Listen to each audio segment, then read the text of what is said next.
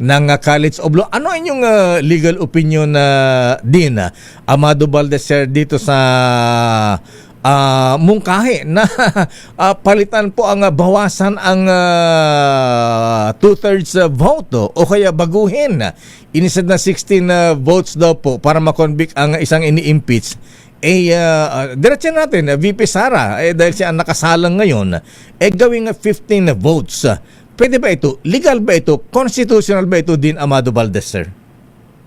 Marami kasing pananaw dyan, Kuyang, Opo. Kuya Manong Deo. Yes, sir. Kasi may mga nagsasabi na yung konstitusyon natin is a living constitution. Opo. Ang ibig sabihin nito ay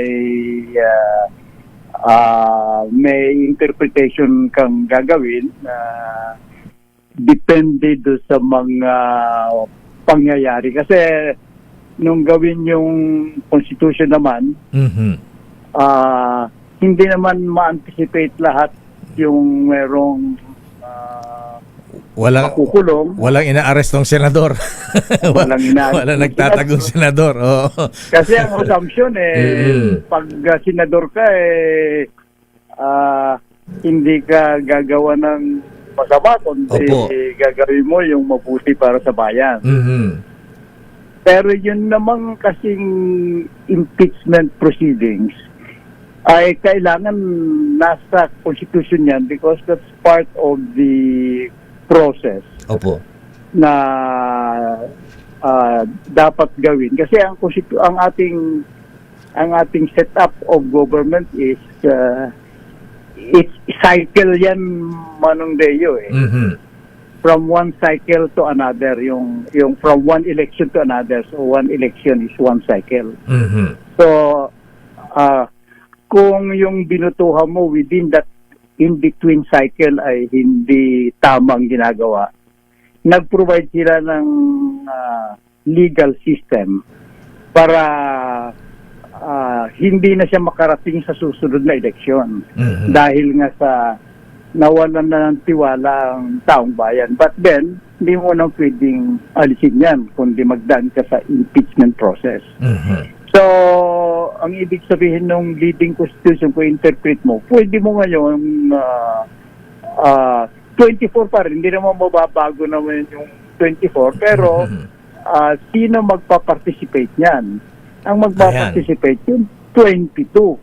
So, paano mo ngayon pabubutuhin yung 23 at saka 24? Hindi ba, Kuyang? Opo. So, paano siya boboto ngayon? Ano ang magiging batayan niya? Wala naman siya doon sa proceedings. So to me, if you want a living constitution, kailangan yung mapairal yung cleansing process within that cycle to cycle na sinasabi ko.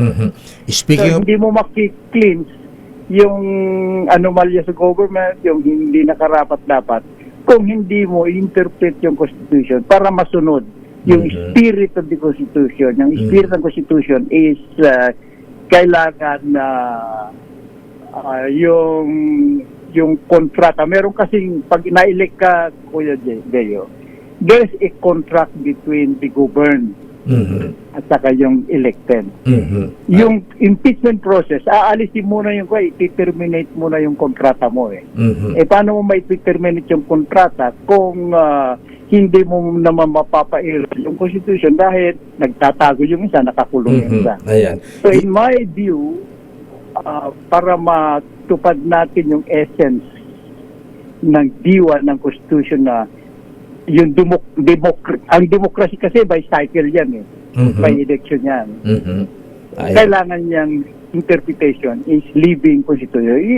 I-move mo ng konti o yung ando doon pa rin yung boundary baka naka-set up na yan sa constitution.